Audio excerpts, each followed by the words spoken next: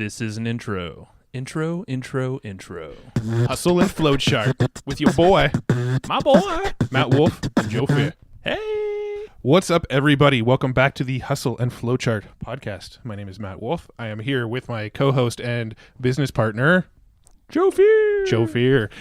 Today, this is actually one of the podcasts that I was really excited about. This is somebody that I've followed for years and years and years, and actually have modeled a lot of my previous businesses around a lot of stuff he does in his business. He goes by the name of James Schramko, and he's an Australian fellow. And this podcast is really excellent. We're kind of all over the place. He just released a brand new book called Work less, earn more. Work Less, Earn More. I read it last night right before recording this because I wanted to just pick his brain about all the stuff that We he both talked did, about. homie. We both did. I finished it last night. Okay. Hey, I read probably a good 60% of it in Very one cool. evening. I guess the fact of the matter is that it's a very easy and quick read. But It's this amazing. thing is so dang action-packed. This is ridiculous. Don't worry, we're not just like, it's not like a big paid or a free advertising or whatever for the book. This thing has so many knowledge points you could take away. It's one of the most actionable books I've read in a long time. I even kind of compared And it to the podcasts. 4-Hour Workweek, the book, because the feeling I got after reading this was just like this pumped up feeling of I have more ideas now to like cut down on the time I work, but actually make more money from it. And that's kind of the whole idea behind his book. So in this podcast, we talk about effectively hour rate, how to improve your cash flow, how to put on live events, how to run your own community. We run the gamut of It's a like lot. how to run a killer business model and slowly back yourself out of it and work less and less. So really great stuff with James Schramko. So let's go ahead and dive right in. Hey, James, thanks for coming on the show this morning. Thank you for having me. It's always good to connect with new people. Yeah. Well, and we have like we were saying earlier before the call here, we have some overlap in our customers, are your coaches, are some of your students from the past. So it's pretty cool, Oh yeah, no, this is the discussion that we're very excited to have because you just released a book. I think as of this recording, didn't it just come out yesterday, December 11th? That's right. Came out yesterday, and we got connected by a mutual friend one of my surfing friends there in Encinitas. Yeah. Yep. Aaron Fletcher. We work closely with him. Yeah, we're going to actually be putting on some live events with Aaron next year. So he's somebody that we've been working really closely with, and super glad he connected us because as soon as he connected us, we both picked up your book, and I actually powered through the book last night. I think Joe got most of the way through the book last night, and so tons of fun stuff that we're going to talk about today. For sure. Well, they say it takes about 2 hours from cover to cover. Yeah, that sounds about right. About right. Well, and Matt actually posted it in our group. We have this kind of Facebook group of a lot of our subscribers, and Matt was just kind of blown away. And this is before I even opened the cover on Kindle because I wanted to get it instantly. Is like this is like the 4-Hour Workweek, but better and like actionable and dear God. Well, I wouldn't say it's like the 4-Hour Workweek, but like- it gave me the same sort of energy I had after reading the 4-Hour Workweek, but it definitely takes a different approach on it, which we're going to get into today. And you sort of have one KPI that is sort of your guiding light in your business. It's your North Star that you're always kind of trying to focus on, called the EHR, effective hourly rate. Can you kind of talk about that for a second? Yeah, it's like you need to have some measurements. Like not everything can be measured, but that's certainly one that can be, even if you have a job. And it's just simply a great filter to make decisions on where you should spend your time, because we're all familiar with the 80-20 rule, which I talk about in more depth. But the effective hourly rate is a simple calculation of the amount of profit that you're making divided by the number of hours that it takes to get that. Now, there are some advancements to this. Like later on in the book, I talk about different business models, and you can build an asset to sell, and maybe your effective hourly rate will be lower, but you make your money on the selling of the asset. So there are some little exclusions, but I have found that when I'm coaching people, it's a really fast way to work out if they're wasting a lot of time on something that is not that fruitful. You could think of it like if you had a farm and you have different paddocks, and each paddock had a different crop, and some of the crops are having a fantastic yield and other ones are producing almost nothing, but you spend the same amount of time on each of the paddocks, then if you were to break it down into units, like which paddock you spend the time on and what it produces, you might say, you know what, I could forget about a good chunk of this farm and just focus on the one corner here, and my effective hourly rate would go up. So yeah, it's a good starting point. And the first time that people calculate this, often they'll figure out, you know what, I'm just not earning enough in my business the way that it is now, and it's a fantastic catalyst for change. It often has people thinking, wow, you know, I've got to stop doing this particular activity, or I need to change my business model, or, you know, I'm now see this connection that if I'm working very, very long hours and long days, that I'm actually making less per hour than if I were to have a life and spend some more time with my family and to tune up my business better. Yeah, and it's that whole mentality. You see a lot of people tout it, and I think there's two camps. There's, you know, and it's ironic, our podcast is called Hustle and Flow Chart. But that whole hustle mindset, you know, is exactly kind of what you're speaking to, is you can have a seemingly successful business financially, but you could be working, you know, 80 hours a week on that thing. And a lot of the people I've worked with at a high level, that is where I spend a fair bit of my energy, is helping pull them back off the ropes. You know, they're successful in the eyes of the consumer, and maybe when they look in the mirror, they see the successful business person. But then a lot of things around their life start to fall away. Relationships, staff members, friends, passions and hobbies, like they forget that they used to have fun. Right. So I'm pulling them back. So I do think there's two main camps. There's the extreme hard worker camp, you know, the Gary Vee style, where you just got to work, and that comes first above family and everything else. And then there's the lazy riches style, you know, the laptop, hammock, on the beach, biz ops sort of thing, where, you know, it's all automated, push button, instant riches. And I don't think either of those were the solution that suited me. So I think I'm talking to that middle point where you know, the hustle, I think in your reference there is talking about not being lazy. I think there's going to be an amount of work, definitely. But what I wanted to do is hand people some tools and ideas to catalyze some change, so that at least when they're working, they're going to be effective. So that's why the effective hourly rate is a good benchmark to keep tabs on. And it kind of helps you actually avoid being a workaholic, because you start to erode your own effective hourly rate. If you spend the same amount of time doing a certain task, like if the time expands to do that same task, then you start to go worse off. So sometimes you better just to stop. It's funny. And refresh and start again tomorrow. It's like an ego thing. You can almost have your ego say, like, I am worth $100, no less than $100 an hour, or $200 an hour.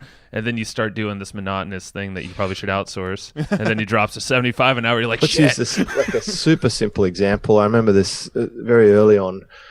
I was sitting there at my computer at 3 a.m, and I just had this thought, would Richard Branson be doing this right now? Would he be drafting an article for some software to put on e-zine articles? And I answered myself. I thought, no, I really don't think he would be doing that.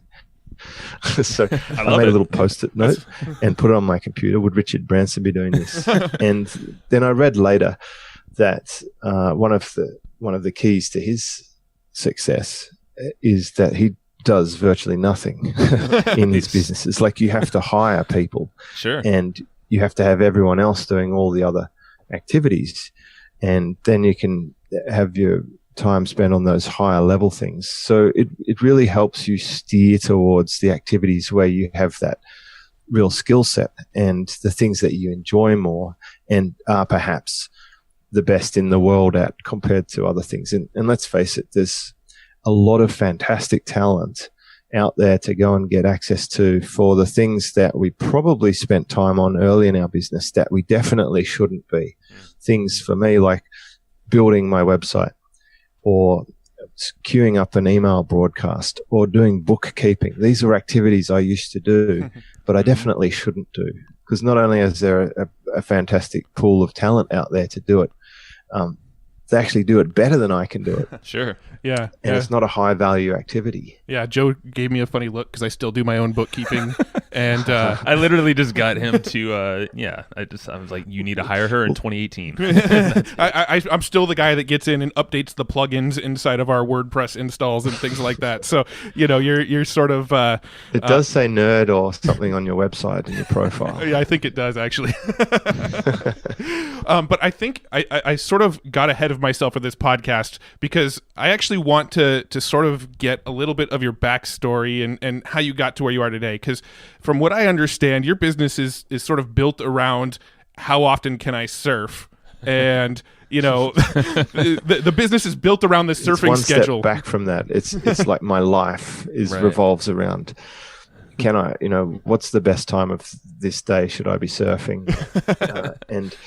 And then the business has to fuel my lifestyle. So that's probably where you got the connection for the 4-hour work week, is that you can create a business that provides you the life that you want instead of that traditional 9-to-5, work till you're 65, retire, do nothing idea that perhaps our parents grew up with. Yeah, no, absolutely. And so what I'm curious about is, I read your story. I kind of know the path that you got there, but for our audience and our listeners, I'm curious if you could kind of give the quick rundown of what you were doing before this and sort of how you transitioned and that sort of thing. Sure. Well, I was, after school, I didn't really know what I wanted to do, and I started drifting through an accounting course, and not at university. It was at a sort of the next level below that, one that you didn't really need good marks for, because I didn't go so well at school. And at an early age, sort of just after school, my parents had a financial situation, so I had to get a job. So I got a job as a debt collector. Oh man! There was an economic downturn it was about 1991, roughly. So there was a recession, and debt collection was booming. And I went into that, and I ended up on the telephone chasing bills. And from there, I ended up into the finance industry. I did repossessions and then credit contracts, and moved my way into the technology industry, which was very exciting when digital telephones started in Australia. It was actually about 1993. And that was great. And I was about 22, 23, and I got married. And the next thing you know, we're going to have a baby. And I really needed to make a lot more money. And I'd been hanging around these salespeople in the technology company. They were the best of the best of the best. They were like the top gun salespeople in the country, who were scouted by a company called Vodafone here to sell this new digital technology. But the company wouldn't let me sell because I was too valuable in the role that I was doing as an administrator. So I had to go and get a job in another company. I went across the road to a Toyota dealer and applied for a sales job, and they declined. So next I was off to BMW, and I somehow convinced them that I should be selling, even though I was very young and had no sales experience. And from there, things just took off. Wow. It turned out I was good at it. And I was coming first in the country within a year. And I sort of cashed that into a Mercedes-Benz role. And from there, I just accelerated through sales management and general sales management, and then general management. And in the end, I was running the dealership. I worked in 3 different Mercedes-Benz dealers in Sydney, which is a pretty competitive market. It's our biggest city in Australia. And from there, I started my business on the side, and for first 2.5 years, I did both, and then I quit my job. As soon as I was able to match my salary, which was pretty high, I was on about $300,000 a year, I quit, and I reinvested those hours that I was spending in the dealership into my own business on the premise that my effective hourly rate was better on my side business. And it worked, and that was, about 9 years ago from now. Wow. Now, did you just have like a calling towards sales? You said you were at Vodafone and you wanted to get into a position for where you can sell. What was that calling towards? I need to be selling. I didn't. I had an anti-calling for sales, actually. I was called a regional administrator, and my job was, I was basically this startup business. So I learned so much about, it was like a double whammy. It was a startup business for a massive corporation. So huge UK company starting in Australia with no cultural context, with brand new technology. So we had to, I had to requisition desks and chairs and, storage cabinets and stuff for this brand new office. And we had a brand new sales team. And I was administering this. I was handling paperwork and contracts and stock. So it was an admin role. Seconded to the sales manager and his sales team and a secretary. But these people were very influential on me. This is where I was attending the sales meetings. They were talking about spin selling that they'd learnt at Xerox, where some of them were selling $600,000 photocopiers. Sure. They were, and one of them had this accident. He was driving home, and a lady jumped out in front of his car, and he was really traumatized by it. Like she was trying to commit suicide. And my boss said, "Listen, could you take this guy under your wing and just look after him for a little while he gets over this?" Because he had a family in the country. So this guy, Anthony, ended up in my spare room. So my wife and I rented out our spare room to him. And he was the salesperson and I was the administrator. But my wife would call me and say, he's still in bed. He's still asleep. Oh, man. Like, okay. And then he'd get up like 10 or 11 in the morning, slap on his joggers and walk down to the beach. She'd say, he's gone up in his joggers. And then he'd phone in a couple of orders. And then he'd go home, have a shower, get changed at 3 in the afternoon and go off to the pub with his mates. All right. And this guy was on double my salary plus commission plus a car allowance. And I'm like, hang on a minute. This sales thing, it doesn't seem fair. This is when I realized, hey, we're not in a communism here. That there's unjust rewards you could actually get paid a lot more to do a lot less. That was like a real slap in the eyes. And so this lady who was doing human resources was profiling people. And she said to me, "What do you think about selling?" And I said, "I don't know. They seem kind of lazy, and also they're very talky." Right. I was more pragmatic and analytical. And she said, "Let me do a profile." So she did this profile, and she says, "You've got a fantastic profile for selling. Something you should consider." And I said, "No, I'm not really that interested." So it was only after that I found out that we were going to have a baby.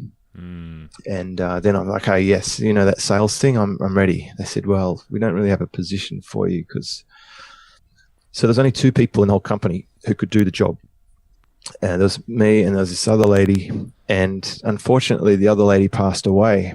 And then now I was the only person in this whole company who knew how to do the job, and I was using pretty sophisticated software called Oracle, and it was a pretty technical job, and they could not put me into sales because no one else could do the job. So I was trapped. And I learnt about single source dependency, and the only way for me to get a job in sales was to leave the company, but I had to. Got it. Very cool. And that's I know you have a chapter, was it No Compromises? And Matt, that was one of your massive takeaways from the book, right? Yeah, no, the chapter No Compromises was the chapter that probably, hit me the most, was things like, having that single point of redundancy, or, a business that's fully focused on SEO or fully focused on Facebook ads, or, that sort of thing. And if you just have that one traffic source, and if that traffic source turns off, then your business is basically screwed overnight. We see that a lot in our market. And I think that's because a lot of people who are going well in their online business probably skipped the whole, management or working in a large company chapter of their life. They may be just quite good at what they do and they went straight to it. For example, imagine if you were a university kid right now and your main side hustle was investing in cryptocurrency. Yeah. At the moment, you would think you're a genius, right? Right. If you, from the start of the year to the time of recording this, you would have probably made 500 to 1,000% on your investment. And that's probably your single source dependent income model. Now, I'm going to predict that in the future, there'll be some crying about cryptocurrency bubble bursts, etc., where people have put so much attention on just that thing that they forgot that it could be taken away. Yep, I agree, and that's a perfect lesson because I know both Matt and I we both he helped run his parents' company, Shutter Company. Did finances. You worked in a company. It wasn't massive. I worked in a few pretty large companies, and I guess that's things that we forget about is imagine all the systems that are in each of those companies and what it took for a business to grow into that. You can't just assume you can run right to Facebook ads and run it to a landing page and hope, you can, cool, you're good on income for the year or, for life. So, and no compromises. I know that was a great one. Another great one was improving cash flow. I think that was the name of the chapter. Well, yeah. I mean, the reason the improving cash flow chapter hit me so much is because our biggest sort of income comes from affiliate revenue. And I think you told a story in that chapter where you were making a lot of money off of affiliate marketing, and that income pretty much not only stopped, but you actually lost money on it. Yeah, it actually forced a major reconstruction of my business. It was, imagine this 6 months after quitting my job that I was going so well with affiliate marketing, and then it stopped instantly when the company went broke, that I was relying on most of my income. I'd basically found the Holy Grail, which was a product that converts, and I'd put a lot of attention on that product. And I actually sold so much of it that they couldn't keep up with demand and people cancel their orders. And then they ended up not paying me. And that Christmas, my account was just scraping down to nothing. Now, I wasn't bankrupt or broke. I still owned property with equity, but you can't just tap equity from your house instantly. It's something that's more difficult unless you've got an offset account or something. But back then when I had, had assets that were tied up, it was really humbling to run into Christmas and just have that, oh shit moment where I need to do something differently. And it was not long after that I set up my first coaching community. And that was, 2009. That's been going since then. And that's been a very strong model. And it's much better to be paid by many, many people than one. Right. Absolutely. Now, what sort of advice would you give somebody who maybe they're listening to this podcast and they're thinking, man, 90% of my income comes from this one product? What would be the next step they would take? Because it's, it would be, I would think for most people it'd be difficult to say, okay, I'm going to go start a community and create a recurring income starting tomorrow. What sort of thing would you walk them through or tell them to do next? Well, it also applies if you have a job, because you're probably getting 90% of your income from one place already. I would say create some competition for that single income, start another income stream now before you need it. It's one of the main lessons I learned as an affiliate, actually, is that offers fade. Have you found that? Oh, yes. Absolutely, yeah. Something might be hot and then it fades. So in the CPA world, you've got a limited runway on an offer. It's going to fade. It's not even a question. So I would start working on the next one. Great, I've got one that's converting, but I need to find the next one now. So I'm always doing that, actually. I think the metaphor that I like to draw on here is a catamaran. It's a twin hull sailing boat. Mm-hmm. Now, at any one time, it's usually got one hull in the water if it's really ripping along. Yeah. But if you were to get a hole in one of those hulls or you run aground, you've still got another hull to float you, back to shore or to keep you above water. So even now in my business, where I've got a fair bit of my income coming from the coaching and community side of things, I still have a completely separate business unit that's nothing to do with that. That's my other hull that I could step onto if the first one sinks, which I hope it doesn't, and it probably won't.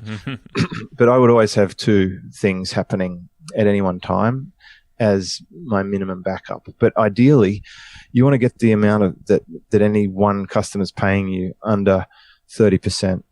That would be like a safety barrier to start with, because most businesses could absorb a 10 or 20% hit in downturn. But once you get past 30, depending on your business model, it can be a bit more of a panic. That makes sense. And I would say, you try and water down that single source of income to less than 30% from any one particular customer.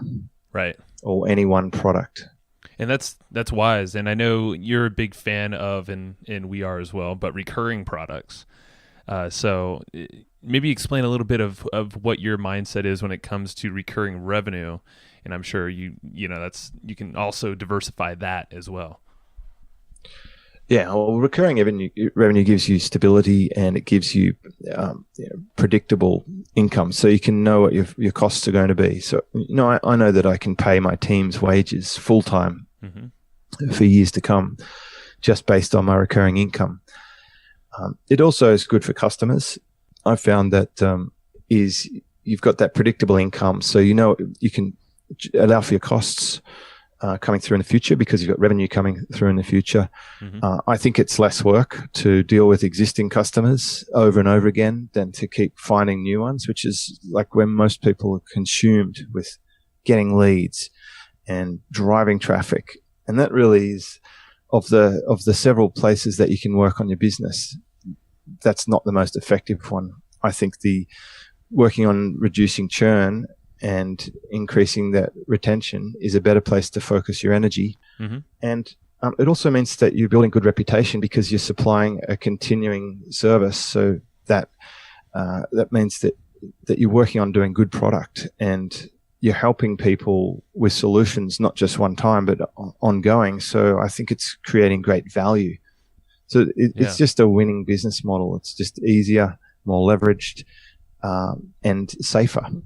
Yeah, no, it's so predictable. And I know we actually just literally transitioned our business model to open the nets wider too. We're kind of gone into a platform build stage, but there is still some recurring sprinkled in there through some coaching things that we're doing and also affiliate marketing.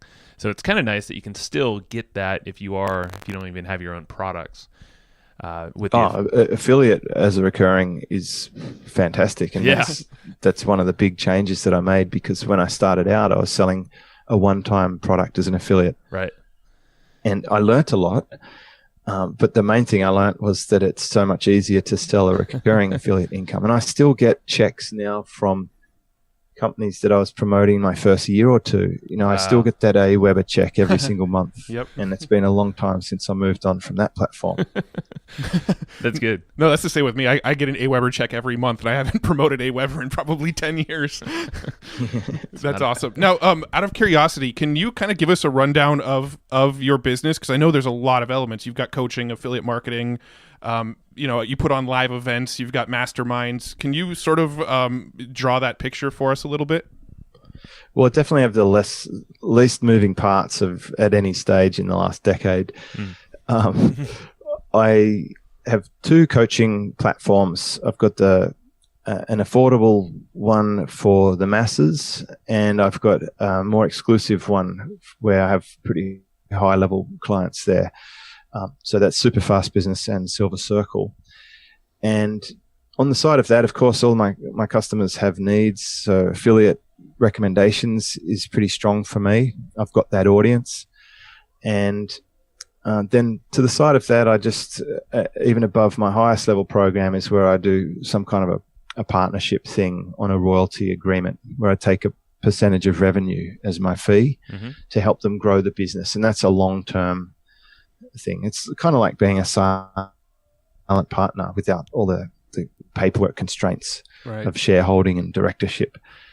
And then completely off to the side, my team have a project they work on in their spare time that's in a different market altogether. It's in a sporting market, and we do a publishing model where we sell advertising, and we're building an asset there, a nice big footprint in the market and a mailing list. And one day we'll sell that.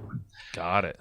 So that's sort of the main stuff. I sold off my service businesses last year. I sold my SEO business and my website development business and cashed out from those. And I still coach the people who bought those businesses, who are both students of mine in the first place. Was that a EHR movement for you? Did you decide that was? Well, those, the SEO business was a spectacular business for me. From an EHR, it was off the charts, actually one of the highest. Okay. Because I didn't do anything in that business by the end, and it had substantial revenue. At one point, it was doing over $1 million a year, just that business unit, and I wasn't doing anything. Oh, so your EHR was, incredible.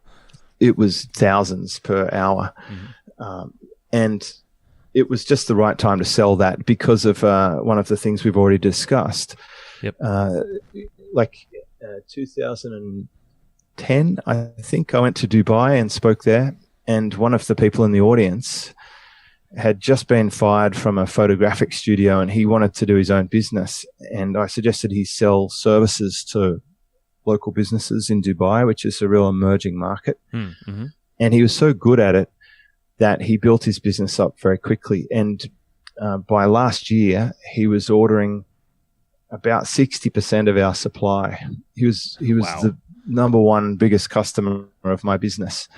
And it just made sense. And as his coach, I said to him, look, you either chop me out of the loop and build your own team, or you buy the business and just take over this team, and then you can, power up this business. Now, I think he's doubled it again since he bought it. Wow.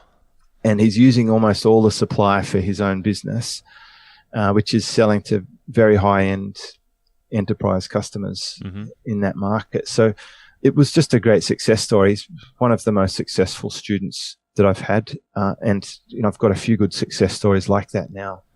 Now, and I know from this book, and I think even if you're not going to hear about these success stories, or they might not be, in the millions of dollars, what I like about your book, going back to that, is you have it's all kind of centered, and this is where I get really jazzed up, is knowing the lifestyle, your health, and the business. It's all kind of an ecosystem that works together. It's not, they're not mutually exclusive. They're all ways together. So you're talking about sleep and how the importance of a routine, but not working yourself to death, the seeing your family, just all of that combined. I think a lot of people forget about when they're starting a business or trying to grow a business. They kind of silo themselves into their office. Yeah, certainly. One of my clients at Mercedes-Benz, a very wealthy man, he was at least a decamillionaire. He used to talk about that phase of eating beans or crawling over broken glass. That where you're going to have some kind of a sacrifice in the beginning. Right. And I certainly did it. I just wanted to make, at least if you're going to crawl over broken glass, this book is designed to be kind of like some gloves, give you some protection from the obvious mistakes. Yeah. And it will. And that's the thing. And I want to, because I know this thing, you can literally use it as a guide manual, I feel like, because you even have something in there, which we've done so many webinars, Matt and I have written sales pages, but you have a whole section on an offer that converts. And I was reading that, and I was like, this makes it even easier now. I can don't even have to think anymore. I'll just follow kind of the flow that you give in the book. It's that is actually probably the most important chapter in the book, but I needed to stage that chapter. Someone had to be someone had to be able to get to the point where they've got time to even think about that by getting out of their own way with the first few chapters on sorting themselves out. But that really is the Holy Grail. If you can have an offer that converts, then you're in business, and absolutely, you can reinvest, and you can build team, and then you can dial in your products, etc. So we did make the book extremely actionable. Every single chapter has action items, and it's all pinned around the EHR concepts because that's just an easy thing to measure. And when I say we, one of my, I guess she's a student, but yeah, a lady who was sitting in the audience when I spoke at an event, Chris Ducker's event in the Philippines. She was so caught by the presentation, she said, let's make this a book. So I had a lot of help from Kelly to figure out the structure. So if it reads well and it's structured correctly and it's actionable, then that was definitely her influence. and it's a great example of getting good people around you to help get the best out of what you're doing. Now, with your business, it seems like everything that you do seems to be very methodical, thought out, pre-planned. I'm curious, you've got a podcast in the Super Fast Business podcast. I think you had one with Ezra Firestone, but I think I saw an email or something that you wrapped that one up. And now you've got this book. I'm curious, how do these various elements fit into the grand scheme of your business? Well, podcasting is my prime marketing channel. That's the thing I've been doing consistently for years. It started with Freedom Ocean. It was a podcast I did with an Australian podcaster called Tim Reed. He suggested we do a podcast because when I was a guest on his show, he had a big reaction from it. And he said, hey, let's do a podcast. After I went on and learnt about podcasts, I then retrospectively fitted my blog with the podcast, submitted it to iTunes, and I already had interviews with people like John Carlton. I think he's episode number 1. Wow. And because I knew I had to do audio, even though I hate the sound of my own voice, and I was a bit scared to put myself out there. I just knew that was it.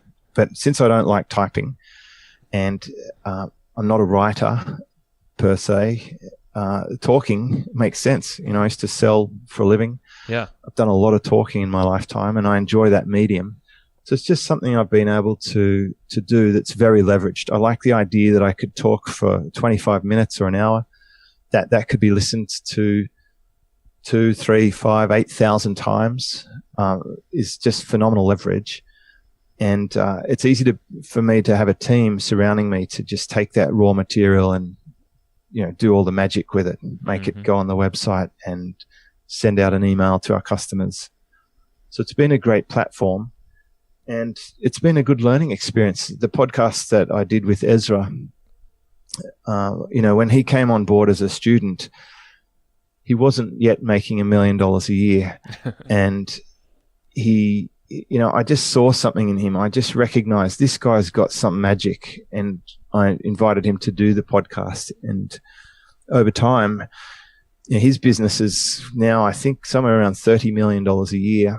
He's pretty busy with that. Sure. And he wasn't able to come to the podcast regularly. So it was just time to evolve and to recognize that, things change. So I had a few other podcasts as well. But now Super Fast Business is the epicenter of my podcasting. And I'm doing a lot more solo shows because I think through this process of putting out a book, it's forced me to research my own material and condense it and refine it.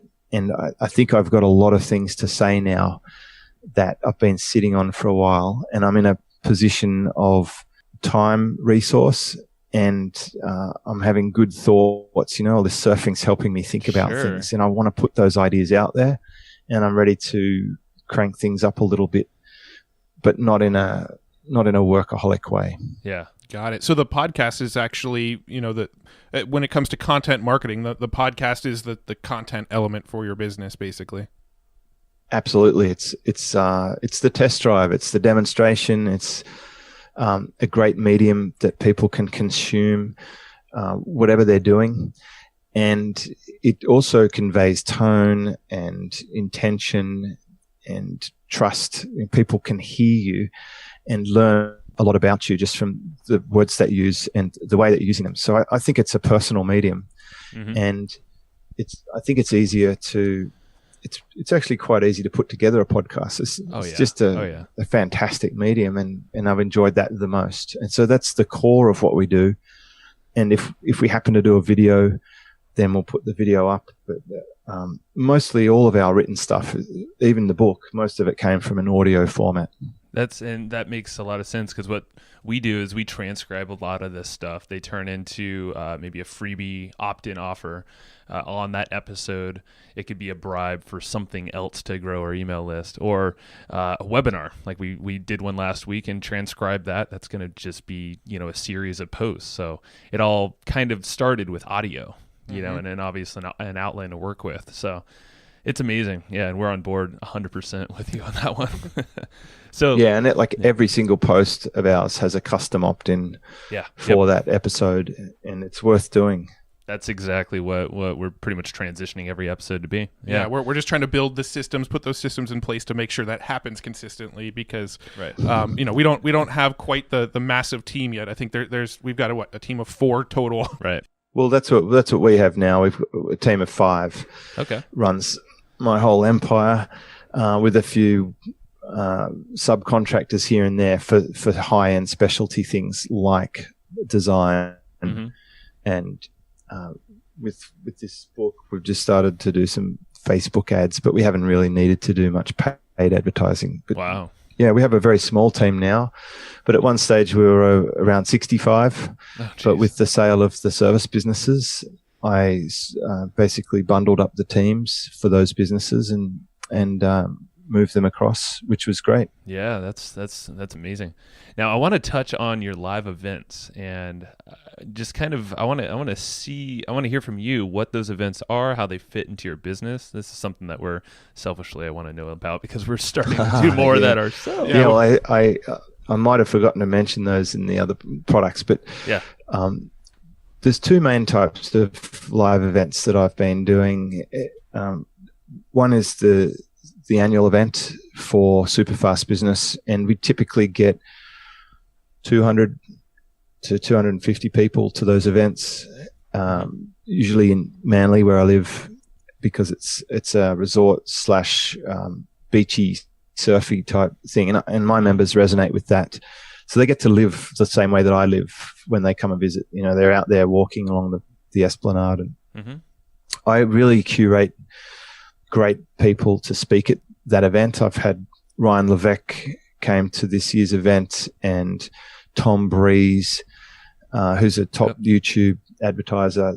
These are people who I coach often, because I'm so familiar with their work, seeing the background and behind the scenes. I can tailor the content exactly for my audience, whom I survey and find out exactly what their challenges are. And I'm very connected to my audience, because I also do live local meetups.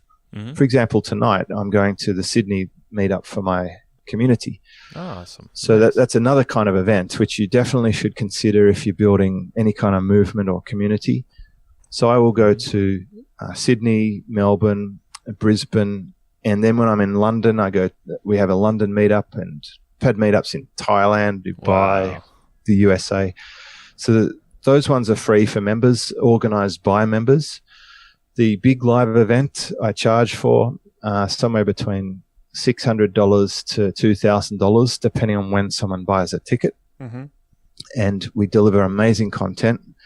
I record the content and put it inside Superfast Business memberships. So people who join that membership get the recordings from, I've had guys like John Carlton speaking there, and Kevin Rogers, and really top people. And we do a pro level 2-camera setup recording, not some little handy cam on a stick in the 3rd row. And we put that content in our membership so people can watch that. And as I'm coaching people, I might say, look, please go and watch this. And because I've curated the content, because I've pretty much prescribed exactly what I want for my audience, it allows me some leverage later when I can say, right, we've already covered this. It's exactly this. And we fully transcribe it, and we strip out the audio as well. So the annual live event is the glue that holds together the membership, because it's like the master meetup of people from all around the world, and they do come from America and Europe and Asia and all around Australia, and they come together. And keep in mind that I've run 12 of these now, so we have a pretty tight community. Some of them have been to every single one of the events. Wow. So they're catching up with old friends. Sure. And then there's a smaller event, which is a little mastermind events. So for a long time, I used to run events in my house for my highest level program members. And I'd do that over 2 days. And I think I was partly inspired by Perry Marshall's bobsled run. Yeah. It just made sense. And they pay extra. I think they used to pay $2,000 or $3,000 and spend 2 days, and we'd be about 5 or 6 people, and we'd workshop. And 1 year I did own the race course, which I'm not sure if you've read yet, but that's the bonus chapter from the book that you can download from my website. Okay. And that's my content module. The only reason I made it online instead of the book is I think it'll be constantly needing updating because of the tools and the tech. Okay. So I ran and owned the race course workshop. Had about 15 people there. Paid a few $1,000s to learn that, and I went through every single step. But now I do Maldives masterminds, and it's an amazing trip. Oh yeah. So my absolute dream, in life is surf every day, talk about business with good friends, or interesting people. So I hire out the whole boat, and we have it for a week, and then I just sell spots on the boat, and we talk about each person's business. We have a mastermind session every single evening before dinner. I hand out a workbook, and we do exercises each night that force people to think and to innovate and to come up with cool ideas. And then during the day, people can chat with each other or work on their business, or I sit down with them and go through it.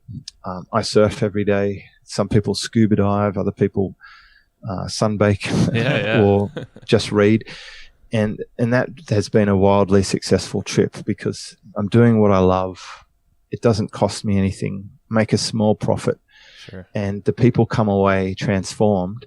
So with that, we've done 2 of those now, and we already sold out 2018's trip completely.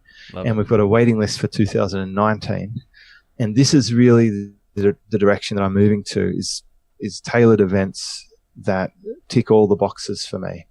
I can hear your energy level actually just rose a lot. I surfed 34 times on that last trip. And, hell yeah. And one of my guests used to be a top 50 surfing professional, and he was paddling out beside me, giving me pointers. I came back from that trip at the next level, so I had a transformation as well. Yeah, and we do other stuff that doesn't sound that amazing, but the guy who runs the boat is a freediving expert, and he taught us breathing techniques, like how to actually breathe, because it's something that most of us do a lot. And he expanded our lung capacity by about 30%, taught us how to breathe and to relax. And then we did some exercises. And most of the guests went from being able to hold their breath for about 15 to 20 seconds to 1.5 to 3 minutes. Oh wow. And some people were crying because it was such a big breakthrough. But certainly for me as a surfer, it's handy to be able to hold my breath for nearly 3 minutes. Sure. Oh yeah. Because I'm not as worried about being held under anymore. And it's just given me, it's just sort of unlocked me for my ability to progress. So it's that kind of experience I think is good. And if we want to trace that one back, it came from the Hawaii retreat that I did with Ezra from our podcast. So the point here is, if you have a podcast and you'd like to run an event, it's very easy to promote a small event to your podcast. I feel just book a house or or a boat or whatever. It doesn't have to be in a hotel, and that's what I really want to get away from.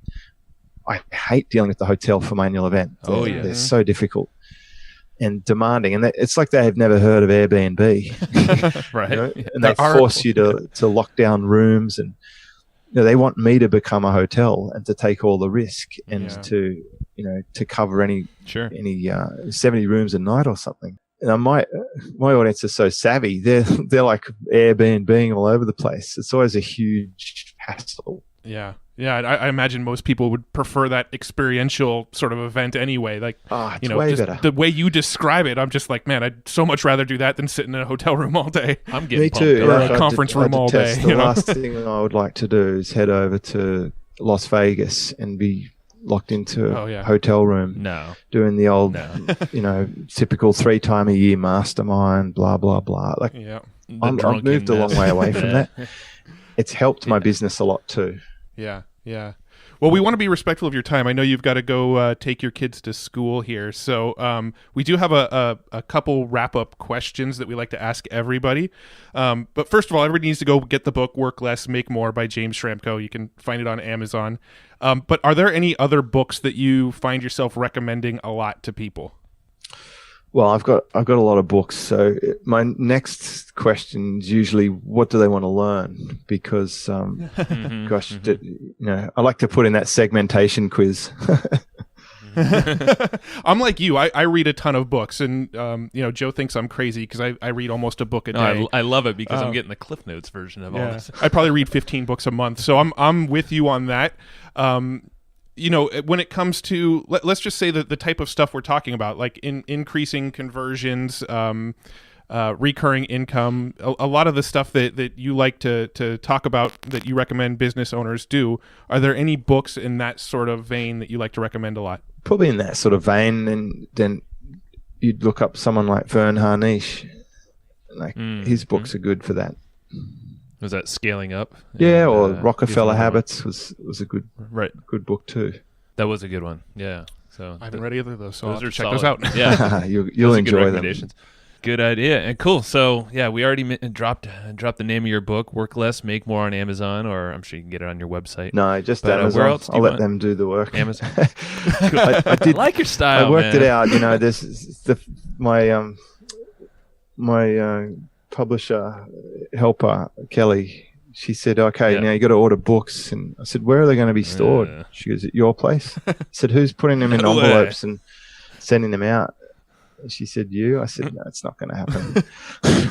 So now there's a box of books going from CreateSpace to her garage in Perth for Australian customers who can't get it on Amazon.com.au yet. So it's nice. Kind of cool. Well, it's good you're doing that.